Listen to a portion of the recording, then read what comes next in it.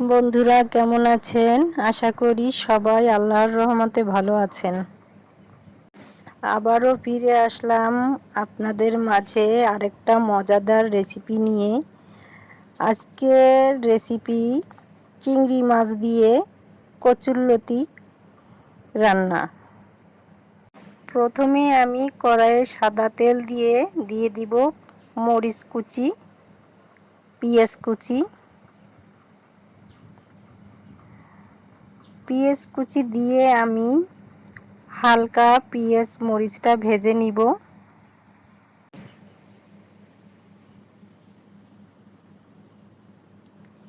কিছুক্ষণ ভাজার পরে আমি ধুয়ে কুটে রাখা চিংড়ি মাছগুলি দিয়ে দিব।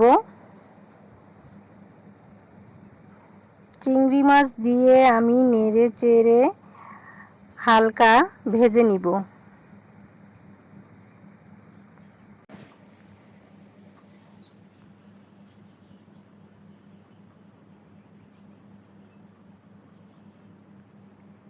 এবারে দিয়ে দিব আমি রসুন বাটা,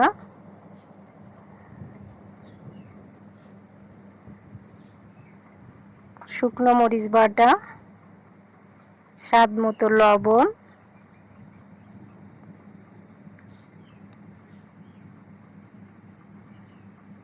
পরিমাণ মতো হলুদের গুঁড়া।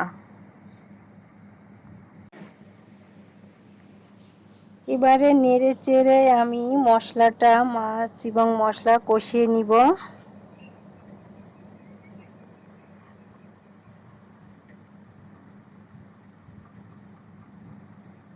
বন্ধুরা যারা আমার ভিডিওটা দেখবেন তারা অবশ্যই প্রথমে একটা লাইক দিয়ে দেখা শুরু করবেন।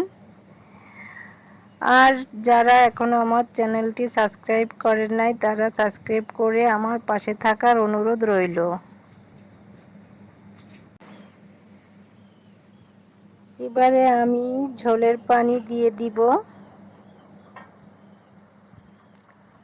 ঝোলের পানি দিয়ে নেড়ে চেড়ে আমি কেটে ধুয়ে রাখা কচুরলতিগুলো দিয়ে দিব।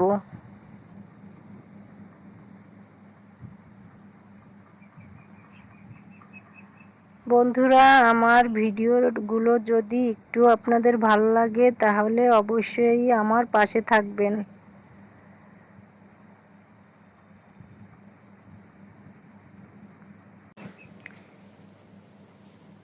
এবারে আমি নেড়েচেড়ে রান্নাটা করে নিব।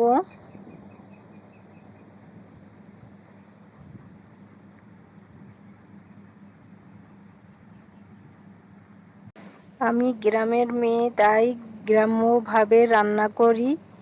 তো আপনাদের কার কেমন লাগে অবশ্যই কমেন্ট করে জানাবেন। আর এভাবে একবার ট্রাই করে দেখতে পারেন, অবশ্যই লোভনীয় এবং মজা হবে।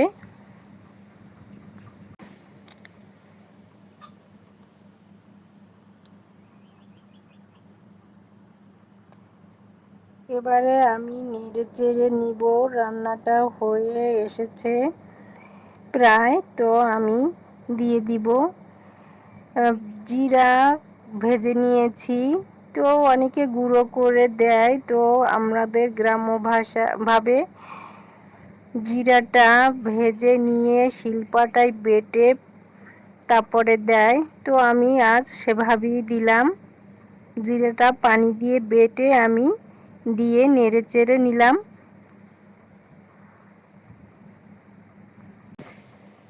তো বন্ধুরা লতির পানিটা আমি একেবারে শুকিয়ে নিব, একটুও পানি থাকবে না। তো ভাজা ভাজা করে নিয়ে আমি নামিয়ে নিব। এক কথায় অনেক লোভনীয় হয়েছিল, মজা হয়েছিল। এভাবে কচুরলতি রান্না করে অনায়াসে পেট ভরে ভাত খেতে পারবেন, আর কিছুই লাগবে না। বারবার খেতে ইচ্ছে করবে একবার খেলে। তো বন্ধুরা সবাই ভালো থাকবেন আর আমার জন্য দোয়া করবেন যেন আমি আবারও আপনাদের মাঝে ফিরে আসতে পারি আরও মজা মজা রেসিপি নিয়ে। তো আল্লাহ হাফেজ।